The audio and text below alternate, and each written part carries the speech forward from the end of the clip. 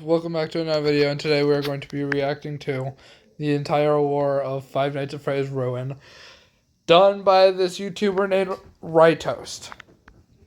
His channel will be down in the description below, and this is my second time recording this video, because my little brother just tried to prank me by putting,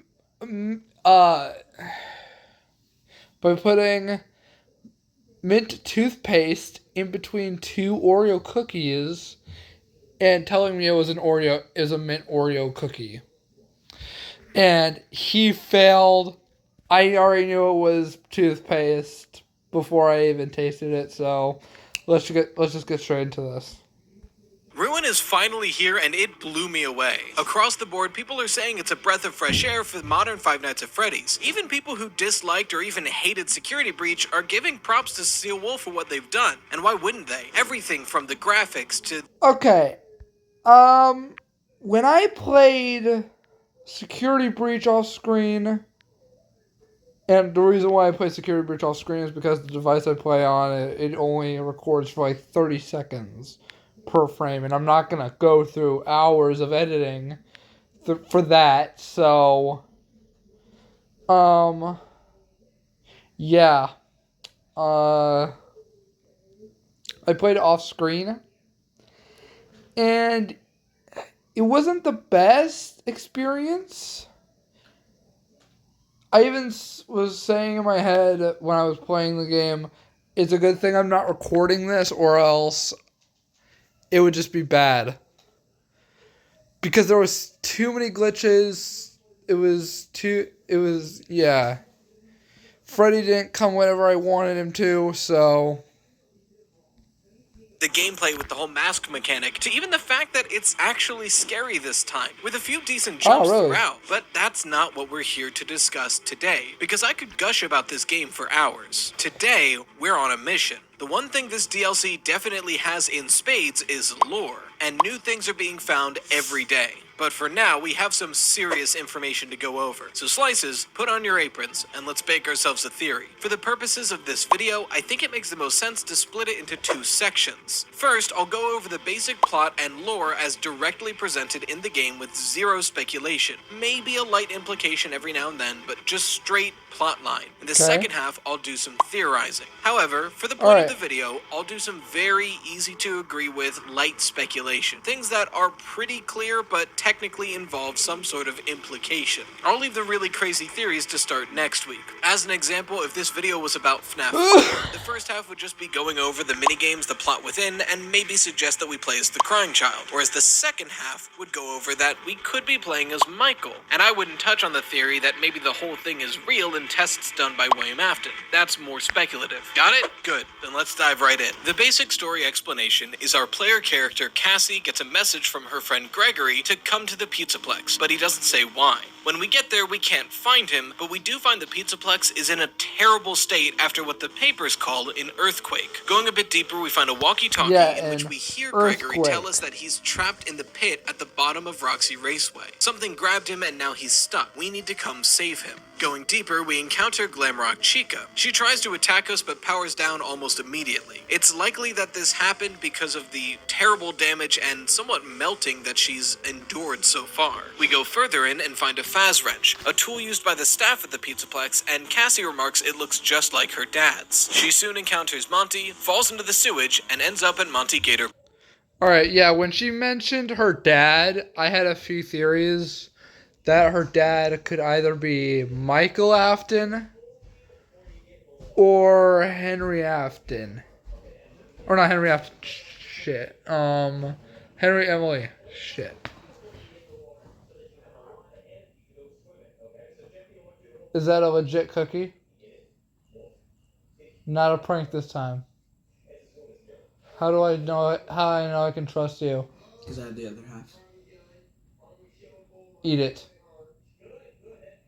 Yes? Eat the other half.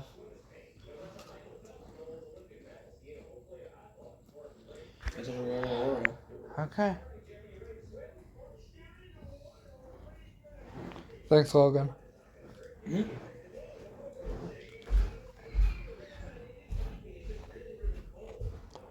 Okay, it's a legit Oreo. Look.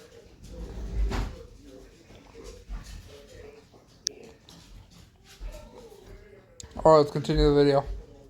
Golf. She then encounters the damaged staff bot that gives her the Virtual Augmented Neural Network Integration Mask, or the Vanny Mask. We will get into it. It shows us an AR version of the real world that tells us that some objects are and aren't real. It also displays the security nodes. These are virtual manifestations placed around the Pizzaplex that power and activate security measures, things like locked doors and the like. They are part of the MXES or Mexis system, something that was put in place by someone to conceal and trap the endoskeleton That's someone being Gregory and Vanessa. in the basement. We will get there. Once we put on the Vanny mask, we meet Helpy, a digital assistant. He seems like a perfectly friendly digital assistant, but then he puts an ocular implant that allows him to be in our vision even when we're not wearing the mask. He also occasionally By the way, that implant goes in Cassie's eye.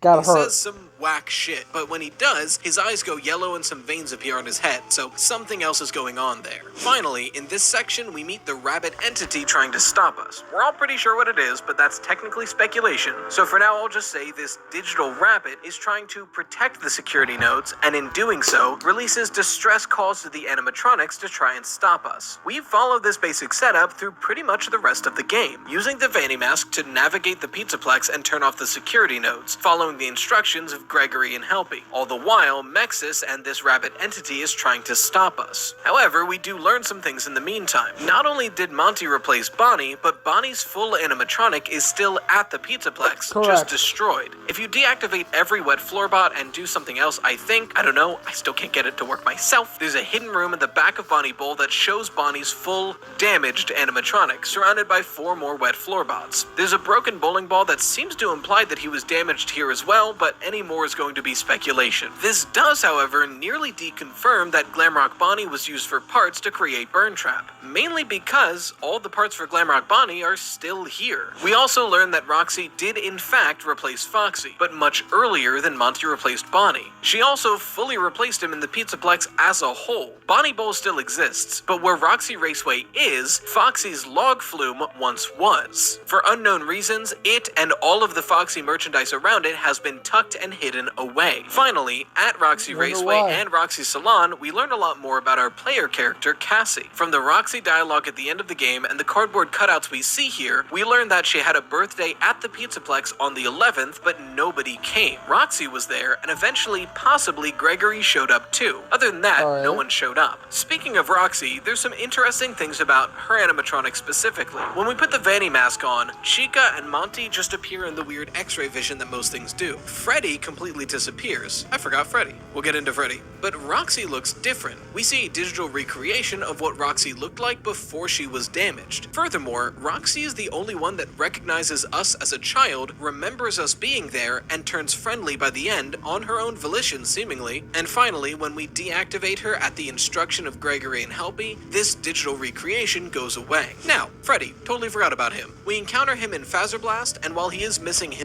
Long story short, Freddy's evil. I'm just kidding. That's not our Freddy. It's just a prototype, as you can see on his foot. It says prototype. You might have to turn your head a little bit, but right there it says prototype. head, implying the Princess Quest ending, he seems to have a weird stomach mouth. Any more is going to be speculation, so I'll leave the rest of the discussion when we get there. I hope the message got through. I feel like I've been in here way longer than the previous floor. I just need to find any kind of exit. An advertisement. Huh. Maybe this will help. There we go. Oh boy. Going down into the hole under Roxy Raceway, we see that something has tunneled out of the old pizzeria, because there's a tunnel leading straight from there through the giant Freddy statue. Presumably this is the Blob, since we see the Blob leave early in the game, but we don't know for sure. Going through, we find a huge cave filled with water and glowing mushrooms, and going even further, we see what looks like the pizzeria with some weird wooden sections. Inside, Candy Cadet tells us a story, which I'll summarize to: a mother and son live in a cabin in the woods, there's a monster in the woods, the mother locks the monster in the basement, the mother sings a lullaby to the son every night, eventually the monster learns the lullaby and tricks the son to open the door with it. The story ends there. We go deeper in and we find the rooms that make up the FNAF 6 labyrinth. just in case he doesn't explain it, I'll explain it. Pretty much what that means is the mother is supposed to be Vanessa, the kid is supposed to be Cassie, and the lullaby is supposed to be the mimic tricking us into freeing it. And the monster is the mimic. Even further in, and we find the Mexis Central Hub. We put on the mask and turn it off. In doing so, the rabbit entity pops out of it to grab us, but gets sucked back in. We then power a fork. What is it, Logan?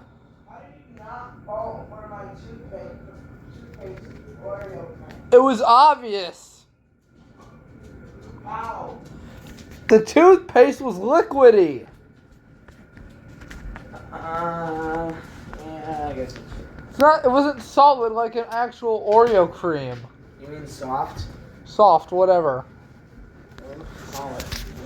To bust down the cement-covered doorway, and we meet it. The endoskeleton that's been locked in the basement. We learn that this whole time, what we thought was Gregory was this endoskeleton mimicking his voice. We will get there, believe me. Then, seemingly, Gregory's voice calls us. The real Gregory. He warns us that this is all a trap, we're not meant to be here at all, and tells us that his friend has instructions on how to get out, and then leads us to an elevator. If you go in the elevator, Gregory explains a bit more of the situation. There's a bit of feedback on the walkie-talkie. Then he says that he understands that we did this for him, and he's sorry, but he has to make sure that we weren't followed. And the elevator... Okay, let me explain this.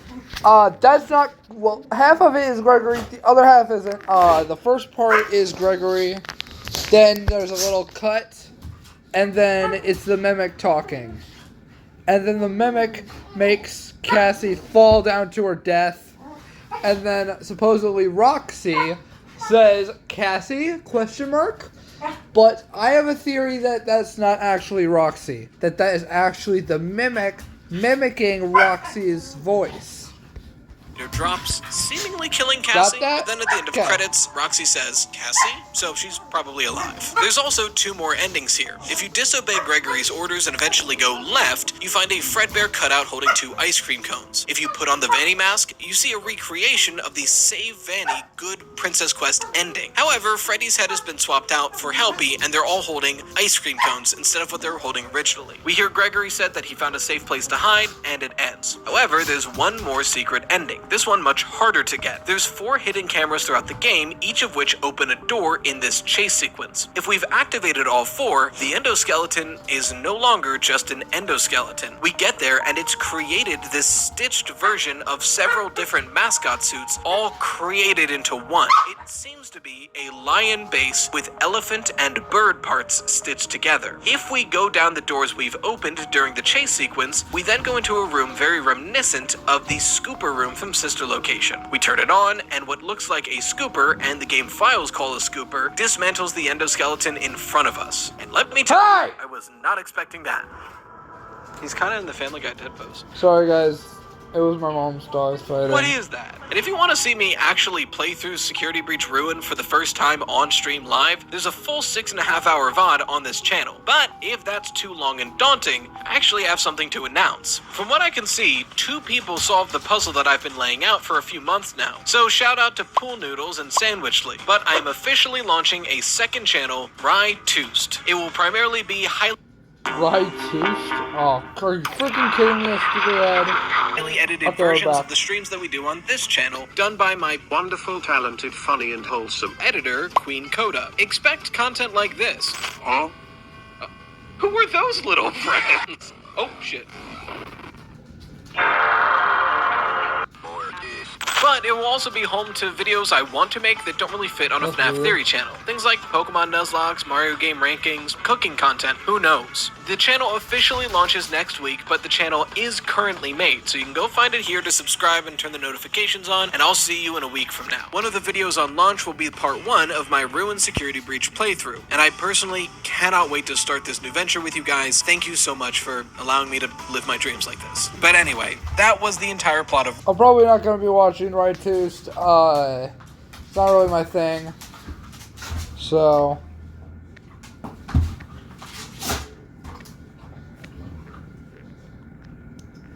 Headless Palace in the same place he would be at the end of that ending. Yeah. Third, the Princess Quest machine in the Vanny hideout is toppled on its side with an AR yellow sword stuck straight through it, implying that it's been beaten. Fourth and finally, I think part of what the Fredbear cutout ending is telling us is doubling down that the Princess Quest ending is canon. Next up, Cassie's dad. Now, I'm working on a much more controversial theory in the background, expect that one in like a week or two, but for now, let's just go over the direct implications in the game. When Cassie picks up the Faz wrench, she notes that it looks just like her dad's, and when we look at the description, it says that they're used by Faz technicians, so we can assume that her dad was a technician at the Pizzaplex. I say was, which was one of the jobs that Mike had.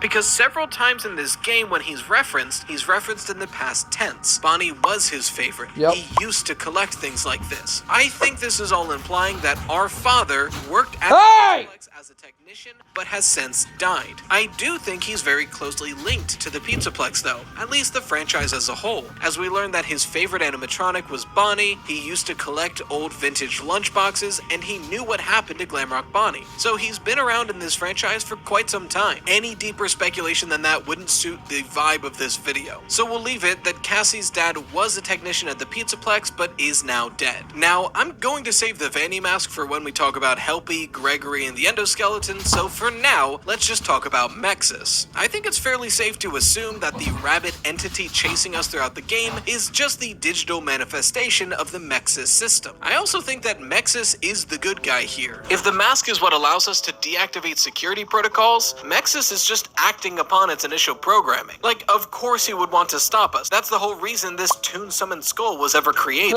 He did nothing wrong, just following programming. The next thing to mention is this weird connection between the Wet Floorbots and Glamrock Bonnie. I mentioned that you have to turn off every Wet Floorbot to gain access to him, but he's also surrounded by 4 Wet Floorbots while still active. If you deactivate those 4 as well, he shuts off. Not only that, but when you go in his green room tunnel, first thing you see is an outline of the Wet Floorbots. And when you approach active Wet Floorbots with the Vanny mask, you hear these ghostly wails. Something is here. Like, there is some kind of connection between the Wet Floorbots and Glamrock Bonnie. Yeah. I just have no clue what it is yet. Freddy also presents some questions. With his missing head and the location he's in, plus the heavy damage, it implies that this is the same Freddy at the end of the Princess Quest ending. However, there are some issues with this. 1, the damage on his front looks intentional as it's formed into a mouth. And 2, there's this weird prototype stamp on his foot. I bring up the damage because everything else seems accidental and like they were just destroyed throughout the game, whereas Freddy seems intentionally made that way. But that could just be a cool design feature. The prototype thing has me hesitate a little more. In Security Breach, Freddy does not have this prototype tag on the bottom of his foot. Yeah. This is new. This could imply that this is a separate Freddy, but I think it makes the most sense that this is Steelwool either slightly retconning the design or just it's been revealed through more damage that he is a prototype. And it's their way of explaining a little bit more on why the Glitchtrap virus didn't perfectly infect Glamrock Freddy. Alright, I've put it off long enough. Let's talk Gregory, Helpy, and the Vanny mask. I think it is most likely that the endoskeleton in the basement of the Pizzaplex is the Mimic, the main antagonist from the epilogues of the Tales from the Pizzaplex books. Now, I'm not going to go into the debate on whether or not those books are within continuity. There is still speculation on both. So yeah, recently my friend Michael, he has told me that it's called Tales from the Pizzaplex, not Tales of the Pizzaplex. Whenever I say it, I call it Tales of the Pizzaplex, but no, it's called Tales from the Pizzaplex. Okay. Sides, and it's very heated on both sides. That's not what this video is meant to do, so I'm just going to go over what the Mimic means for this game, and I'll make references to the book. This endoskeleton, the Mimic, has the ability to recreate actions it sees and voices it hears, and it's that ability that it uses to trick Cassie into freeing it from the Pizzaplex. The Gregory we hear throughout the majority, if not all of the game, is actually the Mimic pretending to be Gregory on a walkie-talkie. But if that's the case, what about Helpy? He seems to be allied with this fake Gregory, and although he looks normal, occasionally he seems to be taken over by something more sinister. Is this just the Mimic again? I hesitate on that, mainly because there's a few times in the games where Gregory and Helpy seem to bicker. One of the examples is the first time that Mexis is shut off in the Monty Catwalks. Helpy mentions that he activated a jammer that counteracted him, but then Gregory chimes in saying that he did the real work. If this was all the Mimic, this seems a little too intelligent for the trick it's trying to pull here, to be pretending to have a fake fight to seem more real. It seems like these are two separate entities, but if they are, I have no clue what Helpy is. Maybe it's Glitchtrap and he's still hanging around, it's still too early to tell. And finally, the Vanny mask, or the Virtual Augmented Neural Network Integration mask. I've seen some debate on what this mask is, but I personally believe it's fairly obvious. Long story short, the mask lets you go through walls. The mask lets you see stuff you normally wouldn't be allowed to see without the mask on. And you can pretty much disappear, have the animatronics not be able to see you.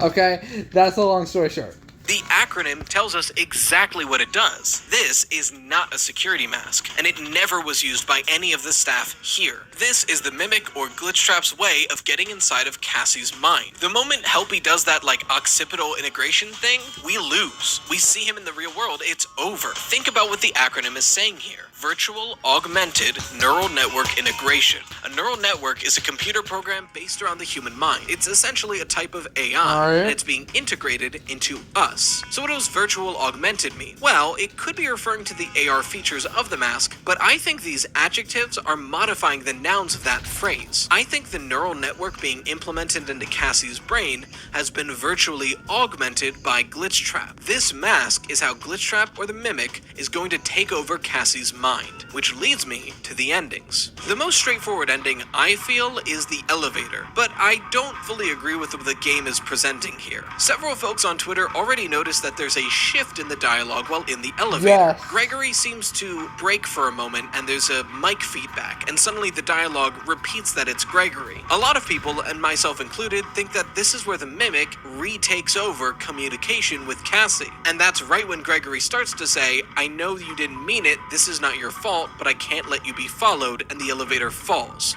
Essentially, I don't think Gregory said that, nor do I think Gregory dropped the elevator. I think that's the Mimic taking back control. Same. Also, Cassie surviving that elevator fall is very suspect, but I'm hesitant to think of any kind of robot kid shenanigans for now. To me, the second most straightforward ending is the Fredbear cutout one. We see it, we put on the Vanny mask, and we see a recreation of Princess Quest. I think this ending is Cassie losing, because I think this is a recreation of the Princess Quest ending. Literally, this is the augmented neural network taking effect. And Cassie's mind is trapped in this idyllic fantasy that she made it out and everything is okay. Meanwhile, on the outside, Cassie's turned into the next Vanny. They already built the cage around the true mind of Cassie. There's a lot more evidence for this, but that gets into very speculative waters, so I'll save it for 2 weeks from now. Finally, the strangest ending of all, what the files call the scooper ending, where the Mimic puts on a stitched-together costume, chases us into a sister location room, and gets scooped. I'ma be so real, I have no fucking clue what this means. I will say, He's like, I got no fucking clue what this means. However, and I'm just gonna touch on this.